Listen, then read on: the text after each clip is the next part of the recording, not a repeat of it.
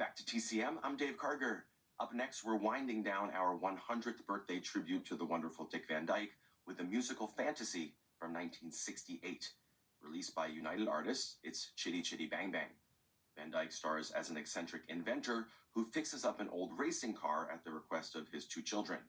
They decide to name the car Chitty, Chitty, Bang, Bang, and then discover that it has magical properties, including the ability to fly, which leads them on a memorable adventure.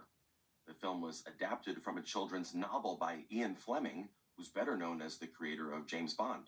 To co-write the screenplay, a more established children's author was brought on board, Roald Dahl, who wrote James and the Giant Peach and Charlie and the Chocolate Factory.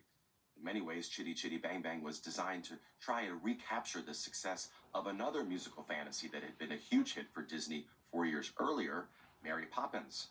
The studio hired the same songwriting team, Richard and Robert Sherman, who won 2 Oscars for Mary Poppins for Best Original Score and Song.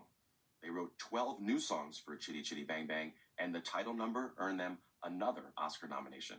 Of course, another key element connecting both films was Dick Van Dyke, who was enjoying a particularly successful run in the mid-1960s. The decade began with a Tony Award for his role in the original Broadway production of Bye Bye Birdie. He then made his film debut reprising that role in 1963 and followed it up a year later with his performance as Bert in Mary Poppins. From 1961 to 1966, he also starred on the wildly popular TV sitcom The Dick Van Dyke Show, which earned him 3 consecutive Emmy Awards for Best Lead Actor in a Comedy Series. He capped off the decade with the performance that you're about to see. From 1968, co-starring Sally Ann Howes and directed by Ken Hughes, Chitty Chitty Bang Bang.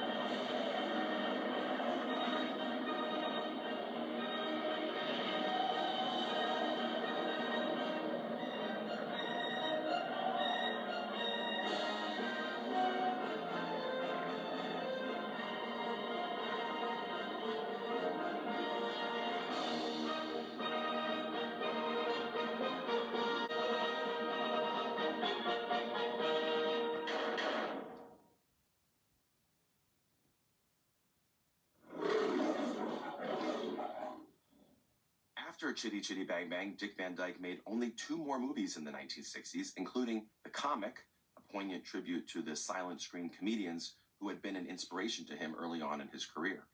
In the 1970s, he began to slow down his work in Hollywood films and focus more on television.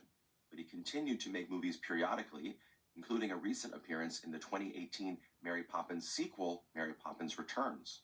Even more recently, in 2023, he made his soap opera debut on Days of Our Lives, and his performance won him a Daytime Emmy for Outstanding Guest Performer.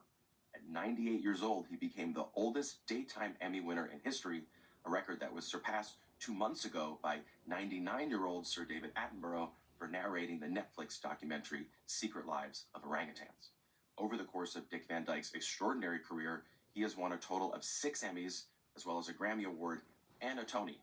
He received the Screen Actors Guild Life Achievement Award in 2013, Kennedy Center Honors in 2020, and in 1998, he was named a Disney legend. Once again, from all of us here at TCM, happy 100th birthday, Dick Van Dyke. And now up next is the 6th and final episode in the documentary series, The Power of Film. Don't go away.